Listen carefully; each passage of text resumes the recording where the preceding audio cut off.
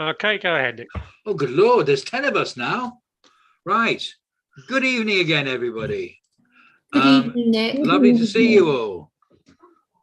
We're back down to 9. Who left? Anyway, yeah, it's here. Welcome to the Morden, whatever it is. Sorry, I've had a mind blank there. The community forum, and we're here in our first. Going to go straight into the first item, which is hearing from Olivia Mackay about the Warm and Well project. Which, how long has it been going on with the guild for now? 3 years. So Wimbledon Guild started this off 3 years ago. I remember seeing a presentation, and you're going to tell us how it's getting on. Thank you very much. The floor is yours. Thank you very much. Well, hello, everybody. Hello, thank you for having me. My name's Olivia and I work at Wimbledon Guild, and I'm the Winter Warmth Engagement Officer for the Warm and Well programme. So I'll just give you a bit of background on the programme and then I'll sort of go into detail about what we do. So we started January 2019. And our main focus is energy efficiency and helping Merton residents lower their bills, and we also assist on paying bills as well with a fuel voucher. So started in 2019, and we're in partnership with Merton Council, Age UK and Thinking Works. Thinking Works play quite a big role in it, so I'll start on their section. So Thinking Works is a free service, and they can offer free home assessments for energy efficiency, as well as giving specialist advice on how to lower your bills and be more energy efficient in the home. Once they've done that assessment, they will also assess the individual circumstances and see if there are any discounts that you would be eligible for, such as the water help discount or the water home discount as well. So we find that quite a lot of people are eligible for them and don't know, so they will also then help you apply for those as well. And then they will also, if required, so this is where I come in as well. I have been finding recently that with the imminent rise of the cost of fuel, that we are finding a lot of people are struggling to pay their bills and they're having to choose between heating and eating. So that's where we come in. So if eligible, and I'll go through the eligibility criteria afterwards, we would then be able to refer them to Thinking Works, and we would be able to issue a £28 fuel voucher, which can come via text, email, or in the post, and is then redeemed at the post office. So that is for gas and electric, as long as they have prepayment meters. So the eligibility criteria to get help from Thinking Works is to be within Merton, and then there's 3 criteria that you have to meet just one of. So you either have to be over 65, have a long-term health condition, or be on a low income. So one of the 3, and please do get in touch, we will be able to help you, even if it's just advice. I also manage the handy person service as well. So that is in partnership with Merton Council. Our handy person is called Chris, and he is employed by the council. And it's a free service for Merton residents that are either over 65 or have a long-term health condition. And he can basically do anything that doesn't require a professional. So put up shelves, curtain rails, refill the bath, clear block drains, anything like that. And again, all referrals for those come to me. And other than that, so we are mainly focusing on just establishing external professional relationships and getting the word out and doing quite a lot of talks at the moment. So that is really our sort of main focus at the moment.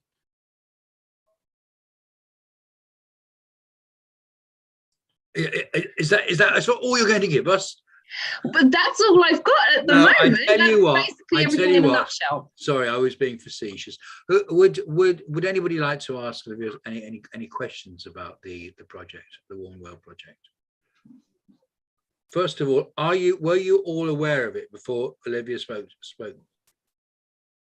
Was there anybody who wasn't? Well, there you go. There we go. So I didn't need to say too much at all. No, that's fair dues. Fair dues. But yeah, Nick, yes, mate. I remember the Warm and Well where when Kelly was with us, we were invited round to go to the offices and we did and get genned up on that. This is exactly the same project, isn't it? It is indeed, Dennis. Have they put any of your shelves up yet? Sorry, I'm just my colleague I think might be over 65. Yes. But Any questions seriously for Olivia? No? Yeah, perhaps. Sally? Yes, Olivia, thank you. I've had your keeping cool in the summer and your keeping warm in the winter through Yes. that I've shared with residents. But how many people are you finding from Merton are taking you up on the offers for further advice than the packs you send out? Significant, actually. A lot of them are self-referrals because I will do external talks as well as talks to we have activity program here, and then individuals think, oh, I need a bit of advice on this, a bit of advice on that, and then simply what they do is get in touch. And then once I give them a little bit more information on the project and what they could be entitled to, everyone tends to be very happy to have a little bit of advice and a telephone and home assessment. Well, Peter. Yes, thank you, Nick. The handy person service, I'm sure if people knew about this, you'd be overwhelmed in no time. So, I mean, just for record, it doesn't include gardening, does it? He does not. He doesn't do gardening or decorating. No, not decorating. Okay. But otherwise, sort of fixing shelves and changing light fitments. What's yeah. Yeah, all of that. What I can do is I will send Chris the poster that he might be able to send around if required. I've also put my email in the chat for anybody that would like to email me any questions as well. Fabulous. Okay. Ed. Thank you. Ed. Thanks, Nick. Yes, does the handyman, back to as Peter said, the handyman, does he repair fences by any chance? Just I have two elderly residents that are struggling to get their fence repaired at the moment, and I'm sure he's rushed, but they're both qualify on so many of those reasons on long-term health and age, and this would be useful to pass on, really. Yes, absolutely. So he doesn't tend to do any work on the external side of the property, but we do tend to take things on an individual case. So please feel free to email me with the details, confidentially, of course, and I can take a look. Thank you. Of course. What Ed's come up with there, though, and this is more for Chris, quite honestly, than it is for yourself. There are an awful lot of fences down at the moment. Absolutely. I remember last time it was really difficult getting things repaired. I know that Clarion do quite a lot on it, though probably not enough. But there's an awful lot within the private sector who homeowners, etc., who genuinely do end up in despair because they can't get hold of fences. So Chris, do we have any advice? Do you know if we're giving any advice out for people who need fence repairs? Mr. Withington? Remember to come off mute. I'm not aware of any, but I can ask around. Would you do that? I would be really grateful, because it is something which is a big problem throughout Morden, or throughout the United Kingdom for some reason. I shouldn't imagine there's a service for getting trampolines done off roofs, but Nick, can I ask a question? The childs are going to ask a question first, but after. Easy. Hi. Hi, can you hear us? We certainly can. Good. Over fences, the council won't collect as a bulky item your old fence panels, and that leads to fly tipping. Now, I'm sure that wooden fence panels are probably quite good at being recycled. So why does the council not regard them as an acceptable bulky item? It's very difficult to get rid of them, even when you need new ones. I wish I knew. I really wish I knew. I mean, it's probably because they are quite a difficult item to actually load onto the van and everything. But Chris, can you look that one up for us as well? Thank you very much. Dennis. Yes, going back to when we were invited around, I wonder, you were planning to go around, or your organisation was planning to go around to all the daycare organisations like Friends in St Helier and the Merton and Morden Guild and so on. Being as that probably happened 2 or 3 years ago, and now they're opening up again after a long time. Are you planning to go again? Absolutely. So at the moment, we are currently going through all our contacts and just re-establishing those communications and those relationships as well, because we're finding there's been quite a lot of staff's turnover during the COVID period as well. We've already got in touch with quite a few of them. I've already been to the Morden Guild and things like that. So absolutely, we will be treating that as a priority. I would imagine that in this weather, they will be needing what everybody else is needing, but they won't be able to do anything for themselves. Absolutely. Well, thank you very much indeed, Olivia. Is there anybody else who's got any questions for her? No? Well, you may think you've got off lightly, but it's lovely to see you, and we are genuinely appreciative of the work the Guild does, this and so many other things that you do. So thank you very much. Thank you very much indeed. You appreciate that most of us watching you today are councillors or occasionally ex-councillors, but throughout Merton, we love the Guild. Thank you very much. Wonderful. Thank you so much. Okay, Chris, what we got next? Brief talk about the community forums. So there's a bit of navel gazing for us here. So I've got a quick presentation, and then love some feedback from everyone, if that's okay. Yep. So we're looking to review how the community forums work. It's been 10 years since we last had any major changes. We used to have a neighbourhood governance officer who left 10 years ago. So it's about time we had a good look under the bonnet and see what changes we can make to help the forums move along. And obviously the last couple of years, things have changed quite radically. We've been doing them like this on Zoom instead of in person. So we've learned a lot about the technology, about what works and what doesn't. So we'll be looking to see how we can incorporate that technology going forward. And when we do go back to in-person meetings, how we can try and keep some of the best aspects of working online as well. And then also last year with the Your Merton engagement program, part of the feedback we got was that people were really interested in participating in some of those decisions on issues like high streets and open spaces that people were talking about as a priority in that exercise. So how can we reflect that with the forums, and how can we try and engage a wider audience in those topics in particular? What we want to know is what people think works currently, and also what doesn't work or what could be improved. And also what other approaches are there out there that we could adapt or learn from or incorporate into what we're already doing. So I've had a look at what else goes on in other boroughs and to see what other models are being used across London. We found sort of broadly 8 different models working across the whole of London, including quite a lot of something similar to us in terms of these forums and relatively similar approaches.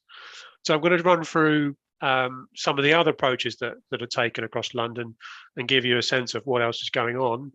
And then happy to take any questions on those, or also any feedback on what we do currently.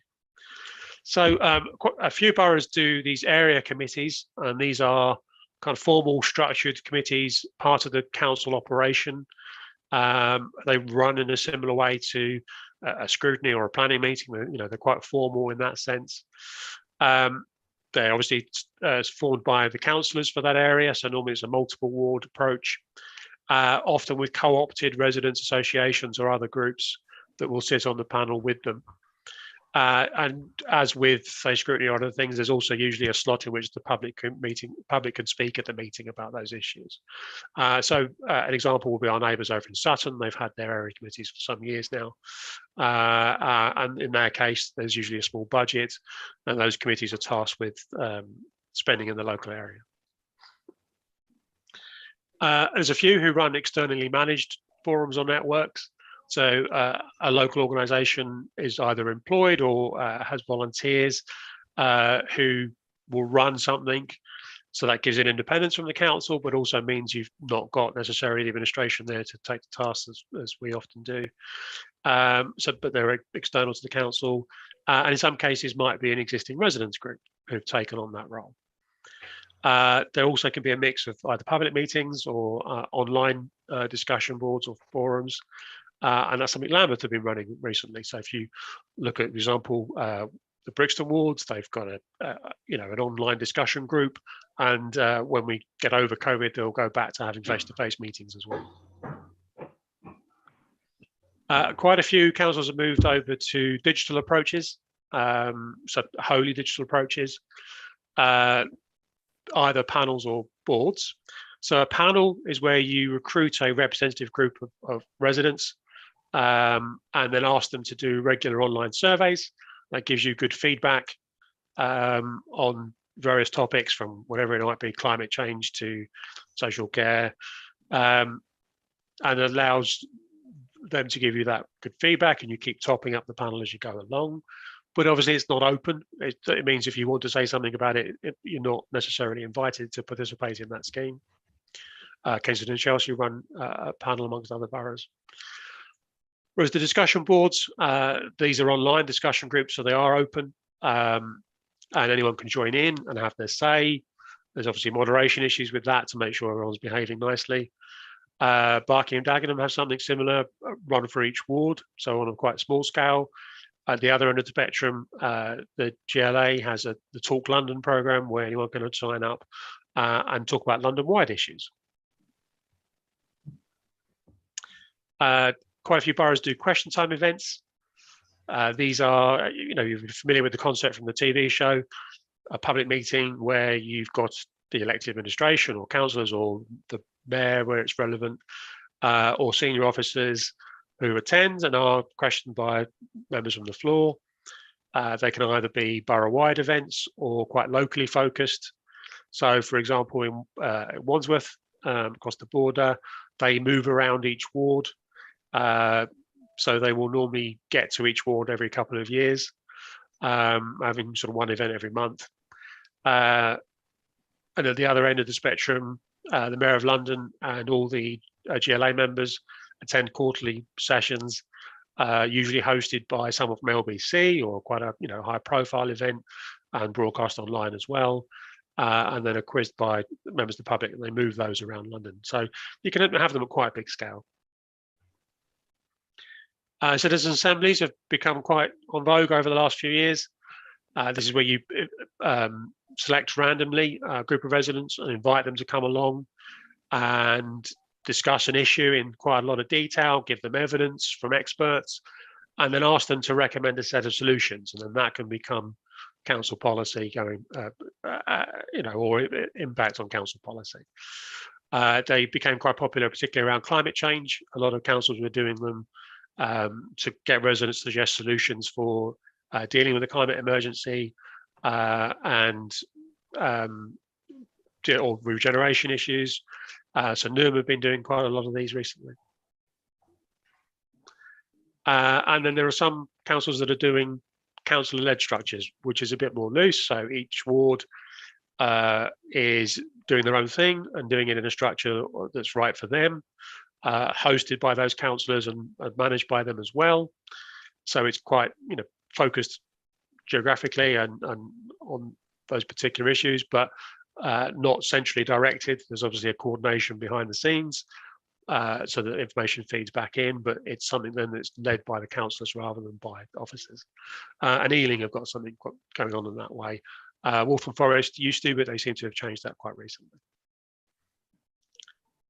So at the moment, we've got a survey up, and if you go to that bit on the website, at the merton.gov.uk/consultations, you'll find the survey there, along with all the other things that are going on at the moment.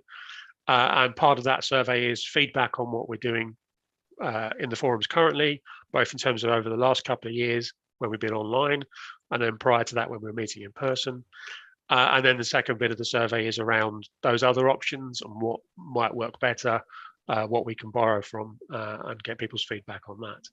The survey will run until the 4th of April, and then we'll have a bit of time to look at those responses, think about what we might do.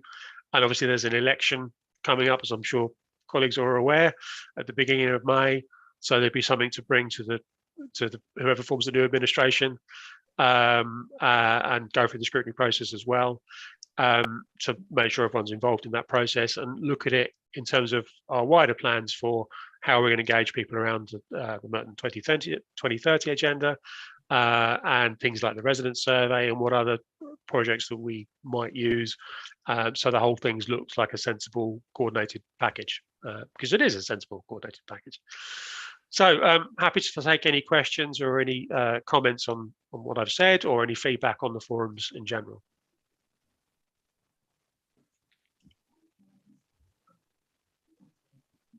Nick, you're on mute. I'm not anymore. I'm not. Sorry. Yeah, I will take questions. Before I do, I'd like to just take the opportunity to say how grateful, I think I'm speaking for all of us, how grateful I am that you do the work that you do, Chris. I know it's an often thankless task, but I'd be surprised if anybody in Morden knows the opinions of the borough better than you do. And this is yet another example of how you engage, and you should be very proud. Right, in order. It's not in order of who put their hands up first, it's in the order of who I've got on the screen. I'm going to take Dennis, and then Peter, and then Sally, and then DC. Do I pronounce that right, DC? DC? I'll never know because you're on mute. So it'll be me. Oh, yeah, sorry. Okay, right. Dennis first then. Yes, about community forums. Back in the day, when I chaired it, there was a lot more input from residents and a little bit less from officers coming forward with things. And I think we've somewhat been taken over by groups like Nextdoor. How do you feel it was possible to try and join these systems together to try and make it work as one? Yeah, it's an interesting point. We've only fairly recently joined Nextdoor. We did that last year as a council, and I've certainly been promoting the forums on Nextdoor to try and encourage engagement. So far, it hasn't resulted in any new people coming to a forum. That may be because of the online element, or that may be because we haven't been meeting in person. So we certainly use it as a way of gathering intelligence and feedback, so it goes into the mix. We do that across the social media channels. So if we see chatter about issues, we can flag that up and feed that into the service. Something like Nextdoor possibly means that things like discussion boards are fairly redundant because it already exists. So why create something that is already out there? But equally, it's a private enterprise. People may feel uncomfortable about giving out their details. That's certainly the case with Facebook nowadays. So yeah, those are all difficult balances, and we're learning as we go. Each time a new tool comes along, we've got to get used to it, work out how it operates. Certainly Nextdoor's a bit less lively than say Twitter is, but each time there's a new platform, we have to work out how it works and how to get the best out of it. I certainly take the point about the balance between input and officer presentations. Obviously, as we've gone online, I think certainly to start with, I was quite cautious about how interactive they could be. And I think as we've gone along, we've put more interactivity back in. But that was, again, we were learning. And, I think initially we were quite cautious about how that would work. And so it was quite presentation heavy. When we go back to in person, hopefully we can re-alter that balance a little bit. Okay. Peter. Yes, thank you. I think it would be true to say that Morden has always been the least well supported of the forums. I always look through the reports when we have our council meetings, and Rains Park gets a good audience, Wimbledon to some extent. I wonder whether frequency is a factor here. We're down to just 2 forums a year, are we not, with Morden, where others are still meeting quarterly, 4 a year?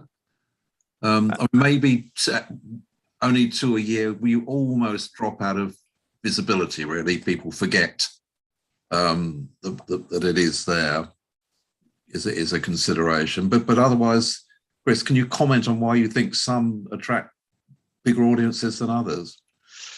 I've got theories, but they're possibly more anecdotal than evidentiary, but it does vary. So across the 5, Colliers Wood is generally the worst attended, and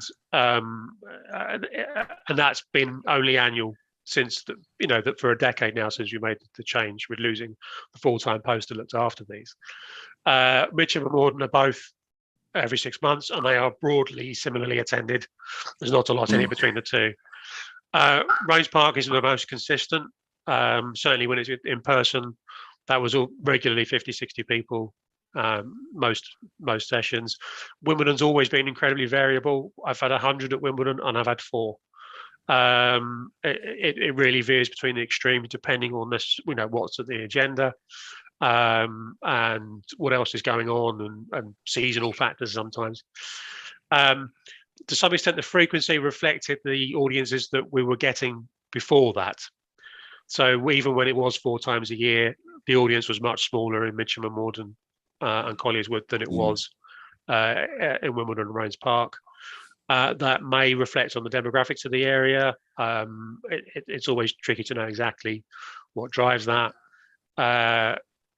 Certainly, I think I would make a case that in particular Colliers Wood and parts of Morden, part of the issue is success of some of the established residents associations. So for Colliers Wood in particular, that's a resident association that regularly gets 60 plus residents at a meeting and then sends one rep to the community forum who reports back. So to some extent, we're duplicating work that's already being done better by somebody else. And if I may say so, I've also had that experience with Merton Park Residents Association meetings where you regularly top out at 100 people at a meeting, but only 1 or 2 will come to this. So in that sense, we're a victim of your success.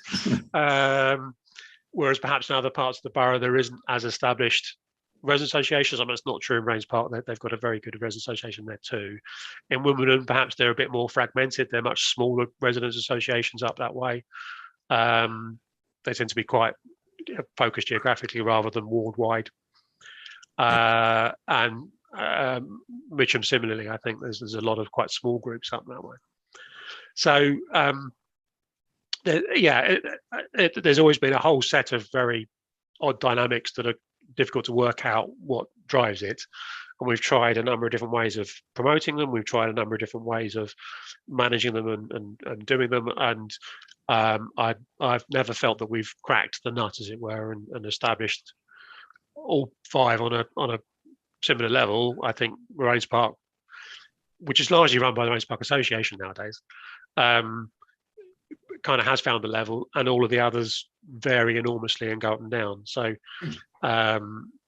that's part of the reason to look at it again. Thanks. No, thank you. Sally, I know you've got to go soon, so. Sally? Thank you, Chair. Chris, I just wanted to ask you, the website you put up for the consultation, I have a digital newsletter that I send out about weekly. Are you happy for me to share that website with the residents? Absolutely, please do. Okay, that's lovely. Thanks a lot. Bye-bye. Oh, that was easy. Thanks, Sally. Hubert. I expect I can be just as quick, probably. I really just wanted to ask you all as individual councillors whether you had considered having meetings in your wards in the way that we do. You obviously don't have to be independent to do it.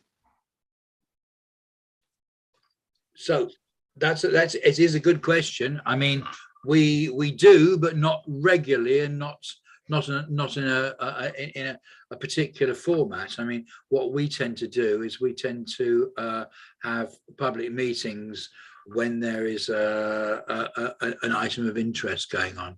The last time St Helier had a public meeting, tell me if I'm wrong about this, Dennis, is when we were talking about the changeover in which parts of the ward were going where, because the borderlines have changed. But you know, that's one topic. I know I've been at them over various sort of planning decisions over parking. You can always get people to come to meetings about parking. You know, but so we've always tended to do it that way rather than on a just, you know, regular basis. I don't know if that's the same for everybody here. Possibly not. Anybody else want to chip in on that one? Well, Nick, can I say, sorry. can I say that when I did chair the forum and I tried it for 3 years, it would actually, whereas the knowledge of the meeting was normally followed. If there was a contentious issue, then that always got more members turning up, more residents turning up.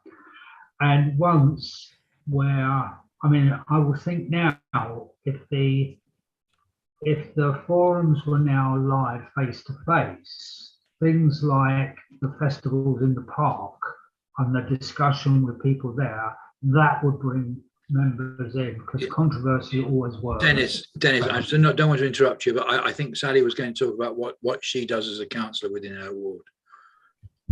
Oh, I don't want to interrupt, Dennis. Sorry. No, I was just going to say, I walk a dog, so therefore you talk to very many people, as well as we go out once a week to meet local residents. But we have regular coffee mornings. Before COVID, we've had 4 a year, and we'd have a particular focus. We might have the local police, we might have something about parking enforcement, and we supply homemade cakes at that, so it gets a good audience, and we can get between 40 and 50. The most we ever had was about 100 people to discuss the St Helier option.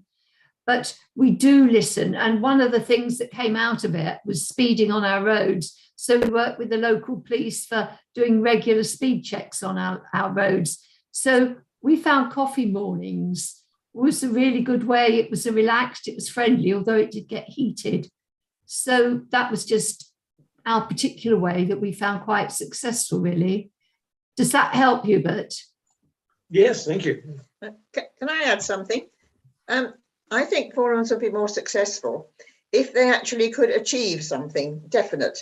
And I was interested in the area committees with the budget, because it occurs to me at the moment that the Section 106 money allocation is really not very efficient at all. And if the area forums could have a budget, such as the 106 money, to spend on the projects that they identify as necessary and need to be done, rather than the very limited range of options we have at the moment, it would make more sense than future Morden spooning the money out in very small quantities and possibly rather irrationally. I mean, we've got so many daffodil bulbs, but there are other things that need doing. So we'll get a fortnight of wonderful blossom, and then we've got another 50 weeks of nothing. I'm sure it could be improved. I'm going to stick up for the daffodil bulbs. I know that Sally has done some tremendous work in that area, and I know as well that Nick and a lot of his colleagues have done an awful lot of planting too. So you know, but I do take the point. I don't think I was being facetious.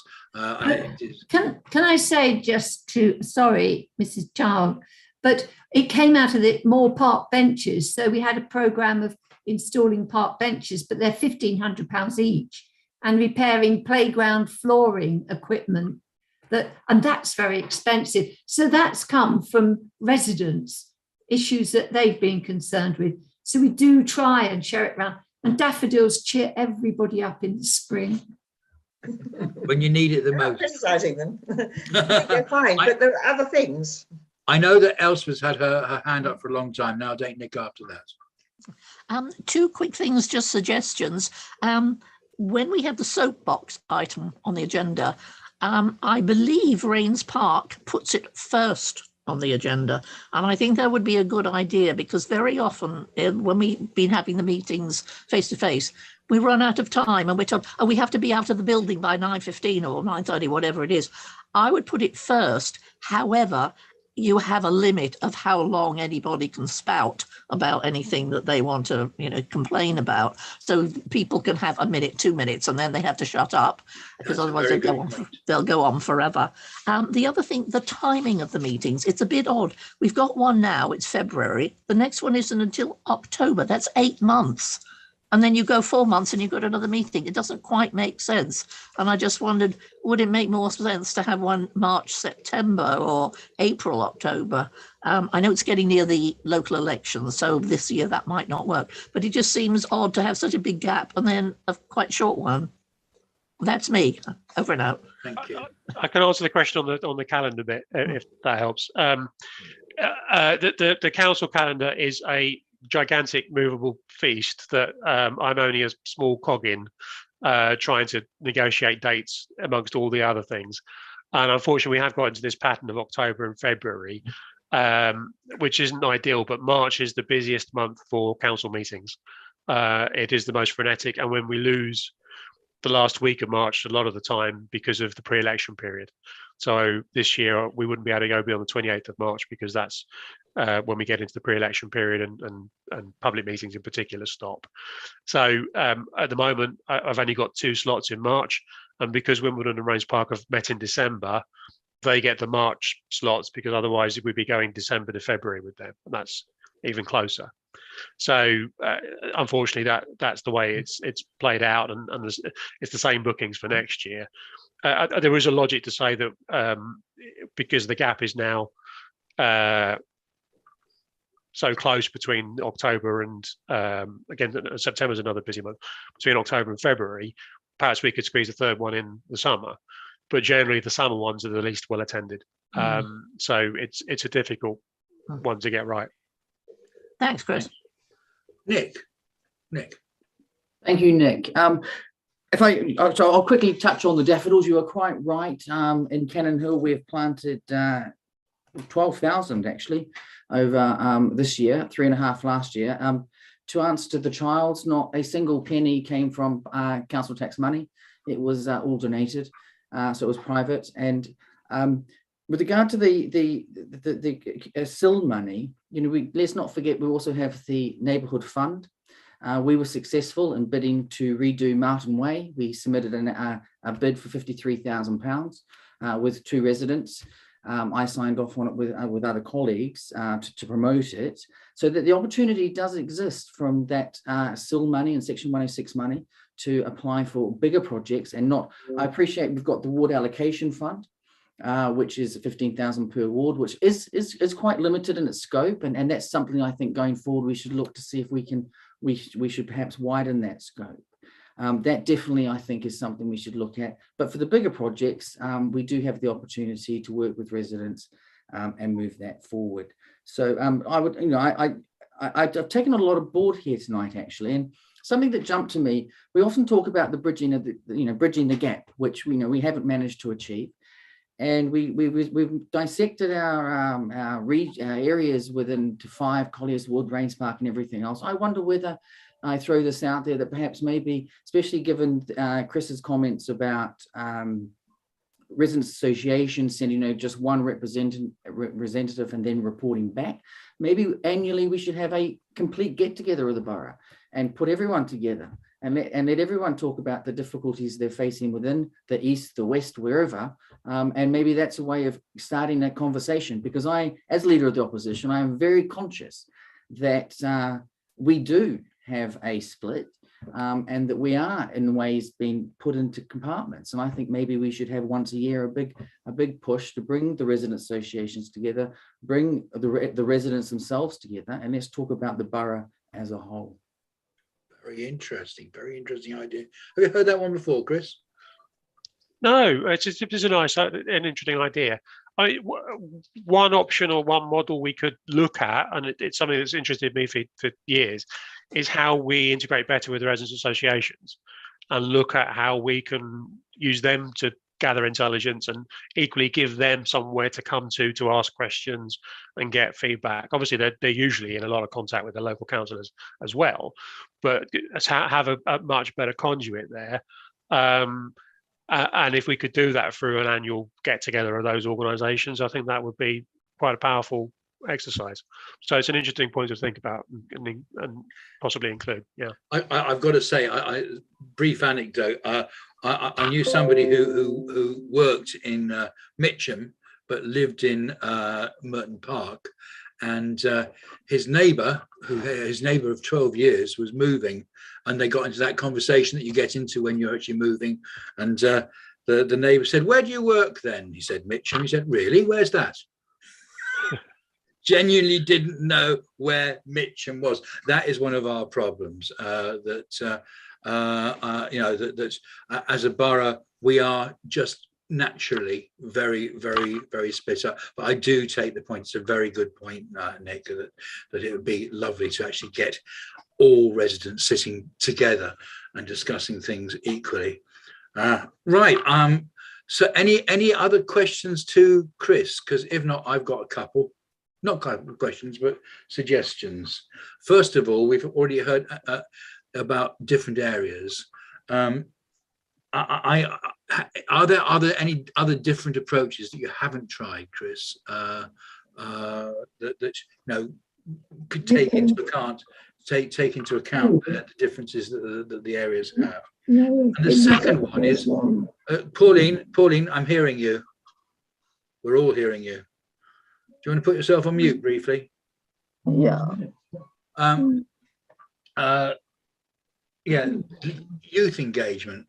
These panels tend to be for older people, talking about older people's concerns. We know that young people, number one, have specific concerns of their own, and number two, do feel disenfranchised. At Sally's panel the other day, we actually heard from the youth panel, but this is another area where we could get young people far more involved. In fact, involved at all would be a good start. Has there ever been any work done on that, Chris? So we did try many years back some sessions around kind of intergenerational work, and it didn't quite work, and we couldn't quite find the level for it. By the very nature of these meetings, the timing of them, and the sorts of topics on offer, I would be staggered if we were getting significant numbers of young people coming to them. It's not a format that they feel confident or comfortable with. And at the moment, our colleagues in Children's Schools and Families have got set up quite a lot of structures to engage with young people through the Youth Parliament, young advisors, looks after children's group as well. So what we tend to do is tap into the infrastructure that's designed specifically for those audiences. I mean, historically, the most difficult group to engage with is actually slightly older than that. It's the people in their 20s and 30s who are largely commuter-based and haven't yet had families. And therefore, their interactions with the council services are rather limited to the bins. And they're not involved in education yet because they don't have children. So with that audience, they're not going to engage in meetings like this. The more successful approaches tend to be going to where they are, standing outside railway stations and trying to grab them as they come through. So you always have to design any kind of engagement to be relevant to the audience that you want to reach. With some audiences, digital is going to be better because it's more convenient for them. They can do it on the train on the way home, or at a moment it's convenient for them. It's not got to be at a set time. And also they're used to interacting digitally with other organisations and getting immediate responses. So they'll post something about Tesco's and they'll get a response back from Tesco's customer services. For a council, that's quite a challenge because our decision-making structures are a bit slower than Tesco's. They want to engage on an issue, but our committee meeting to decide on an issue is in 2 months' time. Or the forum where you can come and talk about that issue is not till October. So it doesn't work for the audiences that are used to a different kind of approach. So to try and design something that is right for everybody, I think will be quite a challenge. It's making sure you've got all the different mechanisms in place that all those audiences can engage with when they want to and how they want to. I'm not sure we've got that right across the board yet, but certainly with young people, there's a lot of mechanisms in place that's sort of managed in parallel to this. And so for something like the Youth Parliament, they're meeting monthly. They're discussing a whole wide range of issues. It comes a lot from the young people as well. They plan those meetings. They're heavily involved in it. And there'll also be pizza available. And, it's quite a different tone to the sorts of things that we're able to do. That's what you're missing. You're missing pizza. Pizza, yeah. I always said get free beer. Well, we used to do teas and coffees, and that got logistically quite challenging, and budgetary constraints stopped that. And if anyone remembers the Morden cookie when that was still around, that I do miss those. We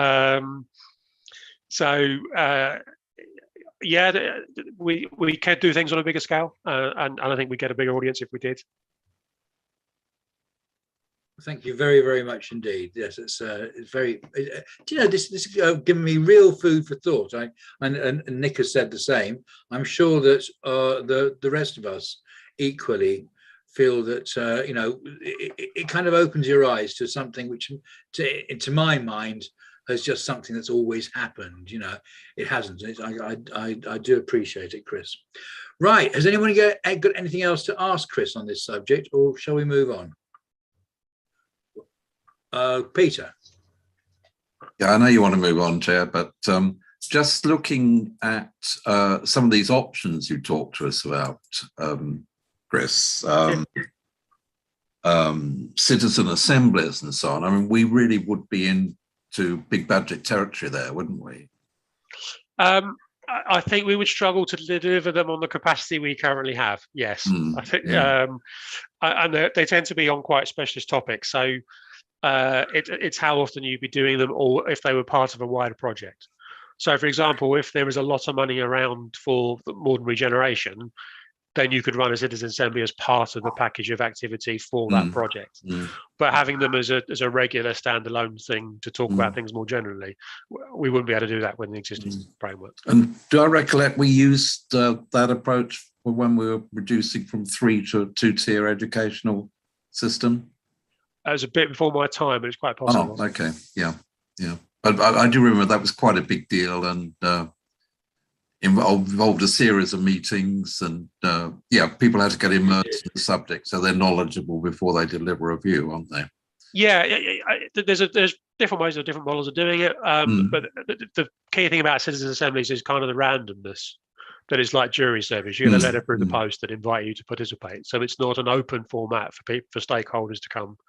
And generally, we've favoured the kind of, well, if you want to come, you can come, rather than inviting specific audiences and excluding anybody. So it would be a cultural shift for us, but not impossible to do. Thank you, Nick. You got another question? No, just very quickly, really just to endorse your earlier comments, Nick, and thanking Chris for all his hard work. It's much appreciated. There you go. Good to be loved, isn't it? It's very nice. Have we got anything else tonight, Chris? I know, it's just on the open forum then. Right. Okay. Anyone want to bring anything up? I have got a couple of things that came in advance. Okay. First is something that we've talked about quite a few times on this, and I asked Future Morden if there was any update on the Morden regeneration.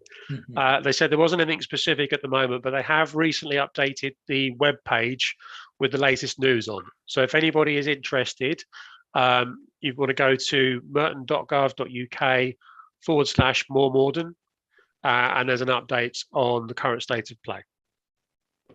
Can I interrupt him now, Nick? Sorry? Can I interrupt there? I'd let Chris finish. We may come back to it in a second. What was the second? The other one was a bit more technical. We had an email in asking a question around 5G masts, and asking about the felling of trees to accommodate masts, and why we're not using wired comms instead. I don't know the answer to that, so I'm chasing the development control team to give me a response, and I'll include that in the notes of the meeting. Thank you very much. I'm going to take Elspeth first, Dennis, and I'm going to come back to you. It's just a quickie. And sadly, I would have asked Martin if he'd been able to attend. The letter that came out today about solar panels, it's interesting, and I think we might be sort of looking at this, but there is absolutely no indication anywhere of costs. And it would have been helpful if there had just been a ballpark figure to say, for a terrace house, it might cost between A and B, for a semi-detached between C and D, just to give you a vague idea, because we went down this road some years ago and the prices were so exorbitant, we just thought we can't afford that. So I just have been interested to know, maybe they've come down, maybe they haven't. So I think it would have been helpful just to have some idea. I tell you what, Elspeth, not only would it have been helpful, but we will feed that one back. Chris, can you feed that one back? And we will get that out to you. I'm sure we will. Lovely. Because Thank you're you. absolutely right. Thank you. Dennis, I'm sorry, I didn't mean to interrupt you earlier. You want to go back to Morden regeneration? No, that's fine. I would be rather sceptical about Morden regeneration, because the first meeting that Maxi Martin and Mickey Spacey and I organised in 2004-5 was very well attended. And we've had 3 or 4 or 5 meetings since then that we've organised in St Helier Ward, and they've got fewer and fewer because it's all promise and no performance. And that's what they tell you. Don't tell me about this. You told me last time and the time before. It's not happened, so I'm not bothering to come. So I'd be very careful where you went with that one. I don't want to really open up how good, bad, or otherwise the regeneration. It does say it's a good forum point. on my. It's a good point. Yeah. It certainly does. It's just a word of warning. Yeah. Thank you very much. Yeah, it's a good point. Right. Anybody else got any comments, queries, whatever at this particular stage? No. It's a pity. Mark Gale's just joined us at the point where we're running out of things to talk about. I've been here all the time. I've just been on mute. You've been. When you brought up the more Morden, we did have a meeting specifically in the forum where a presentation was made saying they had designed a website which was going to be released within weeks of the forum, and that was about 2 years ago, and that never happened. So I'd agree with Dennis that it's all talk and no action from the more Morden team. So they've registered a website, moremorden.co.uk. Dickie Art was speaking about it to them in this in the Morden forum, and we were promised that within a couple of weeks it would all be live, and it never ever materialised. They registered the web domain, but never actually did anything. Chris, do you know anything about that? From recollection, yeah, I do recall them in terms of that stage. From my understanding of what's happened is that they were looking at a commercial partner, and then COVID came along and everything got stuffed. So progress didn't get made. So I think at that point they kind of had to withdraw. There was a marketing agency involved who were going to do a lot of that was jointly appointed by us and TfL. And then with COVID, the whole market stopped. So rather than spend money with no progress, I think contracts were pulled at that point. So that may explain why that happened. The timing I'd have to check with them on, but that's my recollection. Right. Yeah. So any other questions or things to bring up? This is your big chance, folks. No. Oh, sorry. Desian Hubert. Yeah, I can beat you on Morden regeneration. We were looking at that in 1990 in great detail. That's how long. What I wanted to ask is, what progress is there on the car park? Because Morden will die if Peel House car park, especially the lower part, keeps closed for very long. And as far as I can make out, absolutely nothing is happening at the moment. So can somebody give an update on that, please? Peter, it's in your ward, I think. Can you? Well, yes, it is indeed, and Des's question is very pertinent. We don't have an answer at the moment. I have been in touch with Ben Stevens of Parking Services to just push for the turn of the Kenley Road car park to full use. I think its use as a testing centre is now at an end, but of course it's still a bit of a walk from Sainsbury's store itself. So the sooner the Peel House car park is brought back into use, the better. And as Desi says, and as comments on next door have said, there seems to be, frankly, bugger all happening there. So, is it currently unsafe? Is that the problem with it? It is unsafe, but it would be good to see people walking around in hard hats and taking measurements. And the process is that a survey had to be undertaken, and then the scale of the repairs needed would be would be put out to tender. Sounds like they're aiming to be bridge again. Let's hope not. Let's hope not. I didn't say that. I didn't say that. Anyway, no, I did say that. Anyway, yes, that's an interesting one. Okay, I was just thinking, DC, when I was first elected in Lower Morden, an elderly gentleman came up to me. Bear in mind, this is 1994. I was elected, and said, after the war, Winston Churchill said that Garth Road was going to become fully residential again, or be fully fields. When's it going to happen, councillor? I think that one wins. Anyway, any other questions? Any other questions for Chris or for anybody here? No? Well, colleagues, I think as that's the last, that's the last thing on the agenda. Is that right, Chris? Yep, that's right. Then this is my chance to say, as far as whatever we call this thing is the Morden thing. It's goodbye and thank you for all the fish. I've had a wonderful time chairing it, and it'll be somebody else's turn next. Okay. Thank you, Nick. All the best. Okay. I'm going to say bye for now. Bye to everybody. Take care. Bye. Bye.